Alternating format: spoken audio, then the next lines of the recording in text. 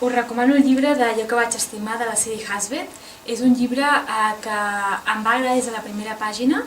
Realment són més de 500, però comences i bé, no pots parar, no? És el típic llibre que si vas al metro doncs et passes de parada. De què va aquest llibre?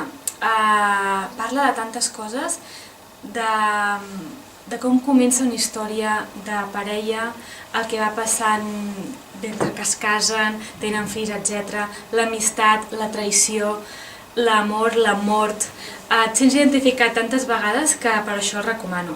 De fet, és un llibre que ha estat traduït per un dels meus traductors preferits, que és en Jordi Martín Lloret, i crec que també és bo recomanar llibres que estan traduïts per traductors tan bons com en Jordi, no? I bé, doncs podeu llegir-lo i segur que podeu trobar aquí a No Llegiu.